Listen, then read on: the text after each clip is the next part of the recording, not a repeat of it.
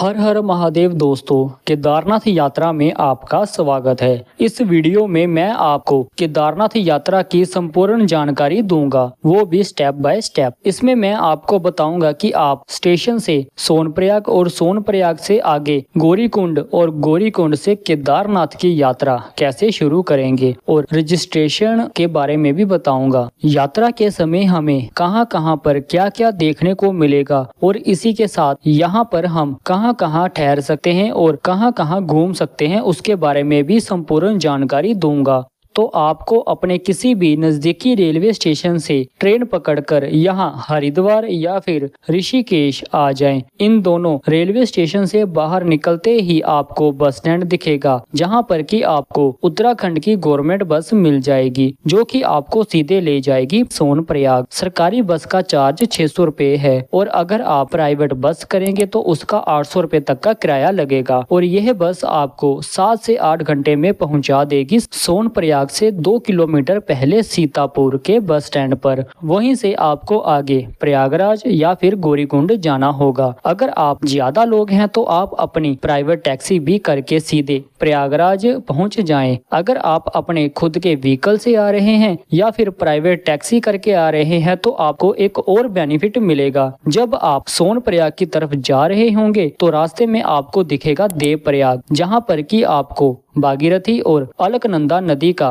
पवित्र संगम दिखेगा। आप प्राइवेट टैक्सी से आए हैं तो टैक्सी वाले को कुछ पैसे देकर वहां पर जरूर रुकें और स्नान करने के लिए जाएं, फिर आगे चल पड़े। यहाँ पर ऐसी मान्यता है कि भगवान श्री राम और राजा दशरथ ने तपस्या की थी। 700 से 800 मीटर नीचे आपको जाना होगा। रास्ते में दोस्तों आपको उत्तराखंड के पहाड़ों का बहुत ही सुंदर व्यू भी दिखेगा। सफर का आनंद करते हुए आप पहुंचेंगे सोनप्रयाग की पार्किंग में। यहाँ से 500 मीटर आपको आगे चलकर पैदल जाना होगा। अगर आप खुद की कार लेकर आए हैं तो आपके लिए यहाँ पर बहुत बड़ा पार्किंग एरिया भी है, जहां पर कि आप अपनी कार पार्क कर सकते हैं। ये रहे पार्किंग के रेट। सोनप्रयाग की पार्किंग एरिया से आप आगे 200 मीटर चलकर आएंगे तो आपको राइट साइड में ही रजिस्ट्रेशन काउंटर दिखेगा। अगर आपने ऑनलाइन रजिस्ट्रेशन किया हुआ है तो आपको यहाँ पर अपना ऑनलाइन रजिस्ट्रेशन चेक करवाना है। अगर आपने नहीं करवाया तो आप यहाँ पर अपना कोई भी आईडी प्रूफ देकर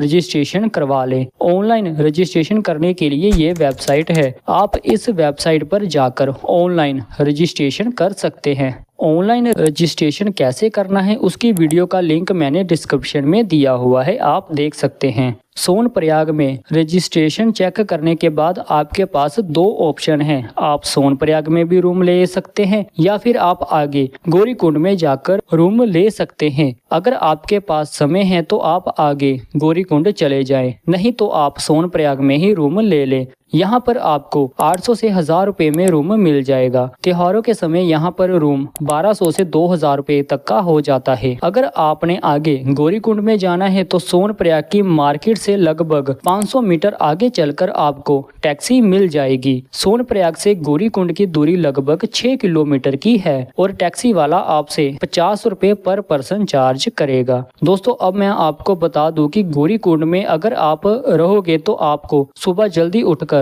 दर्शन करने के लिए आप जा सकते हैं। लेकिन अगर आप सोनप्रयाग में रूम लेकर रहोगे तो आपको सुबह जल्दी उठकर पहले टैक्सी के लिए वेट करनी होगी और टैक्सी लेकर आप फिर जाएंगे गौरीकुंड और उसके बाद आप आगे दर्शन करने के लिए निकल पाएंगे। तो बेहतर यही रहेगा कि आप गौरीकुंड में रूम ले लें। गौरीकुंड में रूम थोड़ा आपको महंगा मिलेगा। दोस्तों सोनप्रयाग मार्केट और गौरीकुंड मार्केट बहुत ही सुंदर है और यहीं पर आपको खाने की बहुत सारी दुकानें और रेस्टोरेंट मिल जाएंगे। तो यहाँ पर खाने पीने की चिंता बिल्कुल भी ना करें, आप अपने हिसाब से यहाँ पर खाना खा सकते हैं। तो दोस्तों अब जानते हैं केदारनाथ ट्रैकिंग यात्रा और दर्शन के बारे में।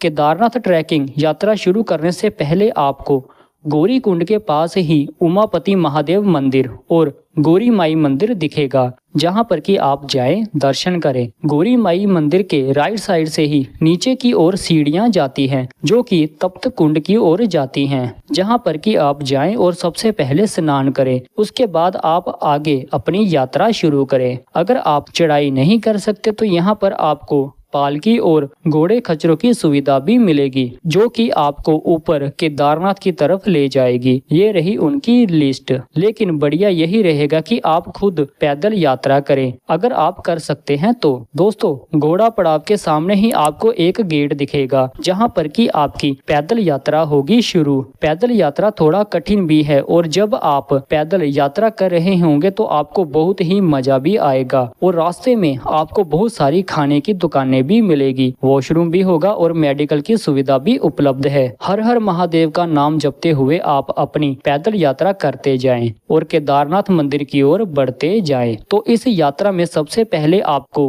भैरव मंदिर के दर्शन होंगे, और इस मंदिर से आगे लगभग 1 किलोमीटर पर आएगा जंगल चट्टी कैंप। दोस्तों, यहाँ पर रुकने के लिए टेंट की व्यवस्था भी है। यहीं से आगे आएगा प्राचीन हनुमान जी का मंदिर। हनुमान जी के दर्शन करें और आगे की ओर बढ़ जाएं। उसके बाद आगे आएगा भीमबली।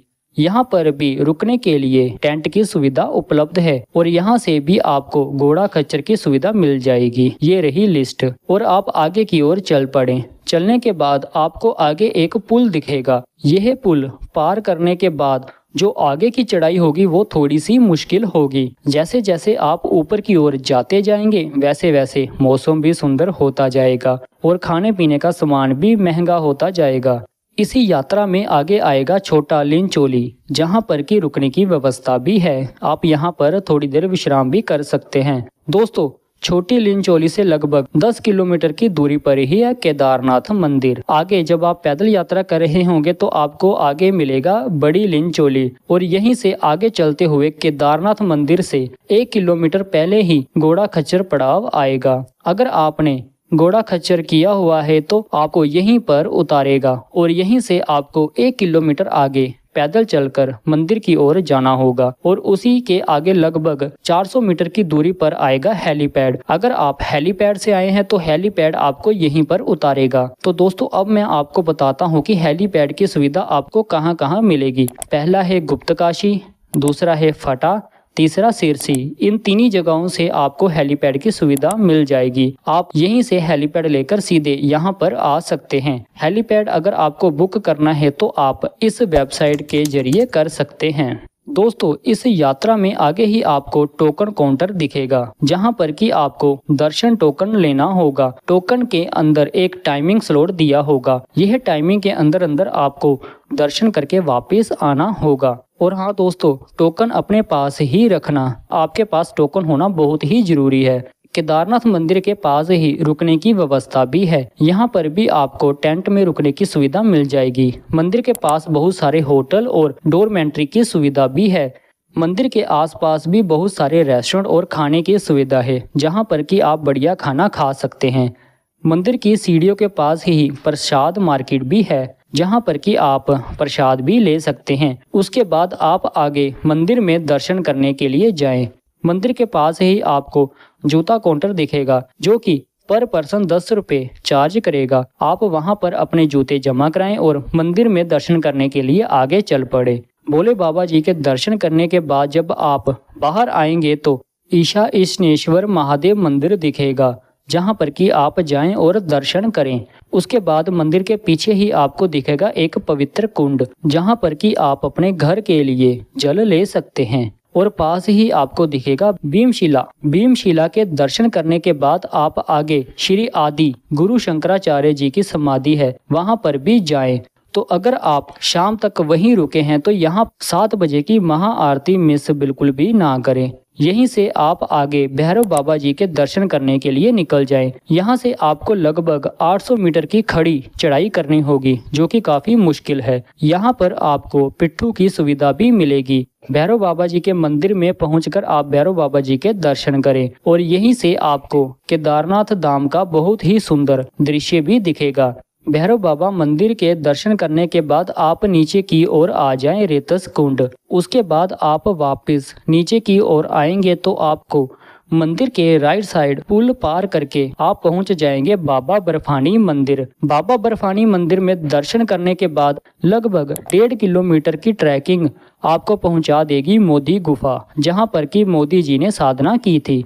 बाबा बर्फानी मंदिर से 7 किलोमीटर पहाड़ चढ़कर आप पहुंच जाएंगे वासुकी ताल। दोस्तों यह रास्ता थोड़ा सा कठिन है, तो बिना लोकल गाइड के यहाँ पर बिल्कुल भी ट्रैक करने के लिए ना निकलें। तो दोस्तों अब जानते हैं यहाँ पर आप कितने दिनों का प्लान बनाएं। मेरे हिसाब से आपको 4 दिन और 3 रातों का प्लान बनाना ही पड़ेगा। एक दिन आप घर से पहले सोनप्रयाग या फिर गौरीकुंड पहुंचने में लगेगा, रात वहीं पर आप रुकेंगे, सुबह आगे केदारनाथ यात्रा करोगे और एक दिन आपको पूरा केदारनाथ यात्रा में लगेगा और उसके बाद आप केदारनाथ में ही रहोगे और फिर तीसरे दिन आप अगली ट्रैकिंग करने के लिए निकल जाएंगे।